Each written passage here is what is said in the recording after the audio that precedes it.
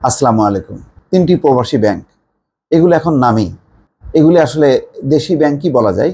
কারণ এই ব্যাংকের যারা উদ্যোক্তা তারা এখন সবাই মোটামুটি দেশেই থাকেন, দেশেই অফিস করেন, দেশেই স্থায়ীভাবে থাকেন, তেমনটাই। কিন্তু প্রথমে কনসেপ্ট ছিল এটা যে প্রবাসী ব্যাংক মানে প্রবাসী এর উদ্যোক্তা হবে প্রবাসীরা, তাহলে প্রবাসীরা অনুপ্রাণিত হবে, প্রবাসীরা তাদের এই ব্যাংকগুলোকে নিজের মনে করবে এবং রেমিটেন্স পাঠাবে, এবং এই প্রবাসী ব্যাংকগুলো একদম প্রবাসে থাকা প্রবাসীদের দ্বারে দ্বারে যে পৌঁছাবে। কিন্তু বাস্তবে দেখা গেল একদম সম্পূর্ণ ভিন্ন। এখন মনে হচ্ছে যে এই কিছু প্রবাসী ব্যাংকগুলো পাওয়ার জন্যই আসলে প্রবাসী সেজেছেন, প্রবাসী সেজে ব্যাংকগুলি পাওয়ার পরে তারা এখন দেশেই বসবাস করছে। একটি রিপোর্টে তেমনটাই বলা হচ্ছে। রিপোর্টের শিরোনাম হচ্ছে প্রবাসীদের তিনটি ব্যাংকের একটিতে চেয়ারম্যানই সর্বেসর্বা, আরেকটি তারল্য সংকটে, অন্যটি এমডি শূন্য।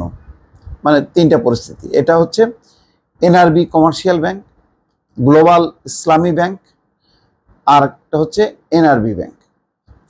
ব্যাংক তিনটি নথিপত্রে প্রবাসীদের উদ্যোগে গঠিত হবে, তবে দুটির জন্ম নিয়েই রয়েছে নানা বিতর্ক।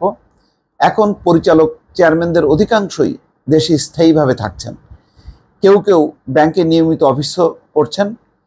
পরিচালকদের অনেকেই যেন ব্যাংক পেতেই প্রবাসী সেজেছেন। ব্যাংক তিনটি হলো এনআরবি কমার্শিয়াল, এনআরবিসি সংক্ষেপে, গ্লোবাল ইসলামী ব্যাংক সাবেক এনআরবি গ্লোবাল, আরেকটি হচ্ছে এনআরবি ব্যাংক। বিদেশি বিনিয়োগ, প্রবাসী আয় আনাসহ নানা শর্ত দিয়ে 2012 সালের 4 এপ্রিল প্রথমবারের মতো প্রবাসী উদ্যোক্তাদের তিনটি ব্যাংক অনুমোদন দেয় বাংলাদেশ ব্যাংক। অনুমোদনের এক যুগ ও কার্যক্রম শুরুর 11 বছর অতিক্রম হলেও ব্যাংক তিনটি প্রতিষ্ঠার শর্ত তো পূরণ করছেই না, উল্টো নানা অনিয়মের কারণে ব্যাংক খাতে অস্থিরতা বাড়াচ্ছে। এর মধ্যে এনআরবিসি ব্যাংকের অবস্থা প্রতিষ্ঠাতা চেয়ারম্যানের কারণে খারাপ হওয়ায় নতুন করে আরেক চেয়ারম্যানের হাতে চলে যায়। এখন তিনিই ব্যাংকটির সর্বেসর্বা, ফলে ব্যাংকটির ব্যবস্থাপনা বলতে কিছু নেই। গ্লোবাল ইসলামী ব্যাংকটি আলোচিত প্রশান্ত কুমার হালদার, পিকে হালদারের ব্যবস্থাপনা পরিচালকের ধ্বংসের দ্বারপ্রান্তে নিয়ে গেছেন। এখনও ব্যাংকটি ভুগছে তারল্য সংকটে। আর এনআরবি ব্যাংকের প্রতিষ্ঠাতা চেয়ারম্যান ব্যাংক ছাড়া এখন চলছে আরেকটি পক্ষের নিয়ন্ত্রণে। তবে এনআরবি ব্যাংকের আর্থিক অবস্থা, সুশাসন ও সুনাম অন্য দুটির চেয়ে ভালো। এনজিও হয়ে পড়েছে এনআরবিসি। আচ্ছা, 2013 সালে যাত্রা শুরু করে এনআরবিসি ব্যাংক। ব্যাংকটির প্রতিষ্ঠাকালে চেয়ারম্যান ছিলেন ফরাসাত আলী। তার মেয়াদে পরিচালকদের স্বাক্ষর জাল করে ঋণ অনুমোদন, কেন্দ্রীয় ব্যাংকে মিথ্যা তথ্য প্রদান, বেনামি শেয়ার ধারণের সুযোগ দেওয়া সহ নানা অভিযোগ ওঠে। মার্কেন্টাইল ব্যাংকের সাবেক চেয়ারম্যান শহীদুল আহসানের বেনামের ঋণ নিয়ে ব্যাংকটি বড় ধরনের অনিয়মে জড়ায়। এমনকি পরিচালক না হয়েও নিয়মিত পর্ষদ সভায় অংশ নিতেন শহীদুল আহসান। এর ফলে ফরাসত আলী ও শহীদুল আহসানকে সরিয়ে দেওয়া হয়, পাশাপাশি দুজনকেই ব্যাংক খাতে নিষিদ্ধ ঘোষণা করে বাংলাদেশ ব্যাংক। 2017 সালের 10 ডিসেম্বর এনআরবিসি ব্যাংকের পর্ষদ পুনর্গঠন করা হয়। ফরাসত আলীকে সরিয়ে চেয়ারম্যান হন SM পারভেজ তমাল। এরপর ব্যাংকটিতে পূর্ণকালীন অফিস করে নতুন রূপ দেওয়ার চেষ্টা করেন তিনি। সূত্র জানায় 2018 সালের পর ব্যাংকিং অভিজ্ঞতা নেই এমন ব্যক্তিদের ব্যাংকটির শীর্ষ পদে নিয়োগ দেওয়া হয়। কর্মকর্তা কর্মচারীদের নিয়োগ দিতে খোলা হয় আলাদা কোম্পানি। গড়ে তোলা হয়েছে বিশেষ গ্রুপ যারা ব্যাংকের সব বিষয়ে সিদ্ধান্ত নেয়। আর পরিচালকদের স্বার্থ সংশ্লিষ্ট কোম্পানিতে ঋণ দেওয়া হয়। বাজেয়াপ্ত শেয়ার কেনা ও ব্যাংকের উপশাখার সব ব্যবসা এনজিও, SKS ক্ষুদ্র ঋণ প্রকল্প নির্ভর করে ফেলা হয়। কেন্দ্রীয় ব্যাংকের শীর্ষ এক কর্মকর্তার নিকটাত্মীয়কে নিয়োগ দেওয়া হয় শীর্ষ পদে। ফলে নানা অনিয়মের বিষয়ে ব্যাংকটির বিরুদ্ধে বাংলাদেশ ব্যাংকও কোনো ব্যবস্থা নিচ্ছে না। এই হলো অবস্থা। আর গত ডিসেম্বর মাসে SKS প্রকল্পের মাধ্যমে ব্যাংকটির বিতরণ করা ঋণের পরিমাণ দাঁড়িয়েছে 3,343 কোটি টাকা।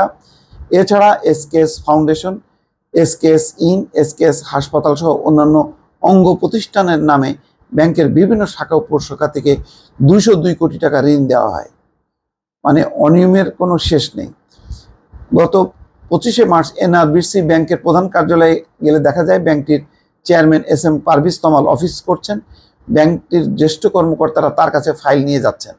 প্রথম আলোর পক্ষ থেকে জানতে চাই, আজ কি ব্যাংক আপনার কোনো সভা আছে, কেন এসেছেন? জবাবে পারভেজ তুমুল বলেন, না কোনো সভা নেই, আমি না এলে ব্যাংকের কোনো কাজ হয় না। আমি ব্যাংকে না থাকলে সবাই আগেভাগে ব্যাংক থেকে বের হয়ে যান। নতুন ব্যাংক হওয়ায় যোগ্য ও দক্ষ জনবল আমরা পাইনি, যারা ব্যাংকটি চালিয়ে নিতে পারবেন, এই জন্য আসতেই হচ্ছে। তাহলে চেয়ারম্যানই কি ব্যাংক চালাচ্ছেন? এর জবাবে চেয়ারম্যান বলেন, না, ব্যাংক এমডি চালান, আমরা শুধু পরামর্শ দিয়ে থাকি। এই হলো অবস্থা আর কি। পিকেতে ফেসে গেছে গ্লোবাল ব্যাংক, গ্লোবাল ইসলামী। 2013 সালে যাত্রা শুরু করা গ্লোবাল ইসলামী ব্যাংকের চেয়ারম্যান প্রবাসী নিজাম চৌধুরী হলেও এটি সিংহভাগ মালিকানা ও নিয়ন্ত্রণ এস আলম গ্রুপের হাতে। ব্যাংকটির 80% পরিচালকই এস আলম গ্রুপের মালিকের পরিবারের সদস্য ও কর্মকর্তা কর্মচারীরা।